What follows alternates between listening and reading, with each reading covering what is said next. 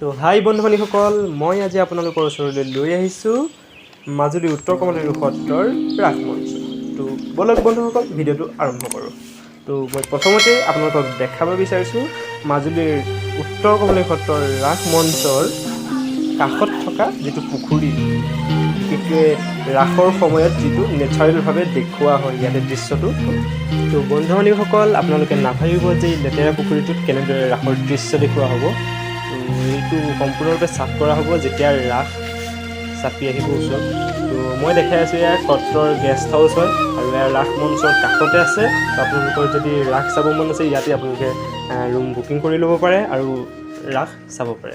তো এইটোৱে হৈছে আপোনালোকৰ ৰাস মঞ্চ। এইবাৰ নতুনকৈ এইটো বনোৱা হৈছে আৰু ওচৰৰ পৰা দেখিলে বিশাল যেন লাগে। অৱশ্যে এইটো বহুত ডাঙৰ হয়, কিন্তু মোবাইলত সৰু সৰু যেন লাগিছে। তো এয়া কাষত ইটা যে আছে এইসমূহ মেৰামতিৰ বাবে ৰখা হৈছে। বৰ্তমান এইসমূহ মেৰামতি কৰি থকাই হৈছে এতিয়ালৈকে। তো মই আপোনালোকক ওচৰৰ পৰা দেখাব গৈ আছোঁ আৰু ইয়াত দেখিছে প্ৰত্যেকটো খুঁটাতে কিছুমান পেইণ্ট কৰি থোৱা আছে। তো বন্ধু বান্ধৱীসকল, ভাল লাগে ন এনেদৰে পেইণ্ট কৰি থ'লে। তো ৰাসৰ প্ৰত্যেকটো মঞ্চৰ প্ৰত্যেকটো খুঁটাতে এনেদৰে পেইণ্ট কৰি থোৱা আছে।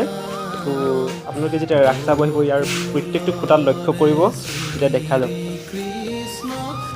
আৰু এইটোৱেই আপোনালোকৰ ৰাস মঞ্চ। তো ইয়াতে গোপীসকলে নাচিব আৰু ৰাসৰ বিভিন্ন দৃশ্যসমূহ ইয়াত প্ৰদৰ্শন কৰা হ'ব। আৰু আমি এই টাইলছ তলত যে দেখিছে এইসমূহ টাইলছ হয়, একচুৱেলি পানীৰ লেখীয়া লাগি আছে ন। তো বন্ধু বান্ধৱীসকল, আমি টাইলছৰ ওপৰতে ৰৈ ৰাসৰ যি দৃশ্য তাক উপভোগ কৰিম।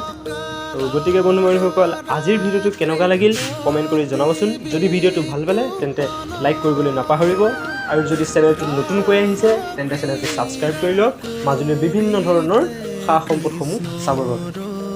তো বন্ধু বান্ধৱীসকল, আপোনালোকে যদি আৰু উত্তৰ কমলাবাৰী সত্ৰৰ বিষয়ে কিবা জানিব বিচাৰে তেন্তে মোক কমেণ্ট কৰি জনাবচোন। তেতিয়া ময়ো অধ্যয়ন কৰিম, ময়ো জানিব পাৰিম আৰু আপোনালোককো জনাব পাৰিম। তো গতিকে এই ভিডিঅ'টো ইমানেই।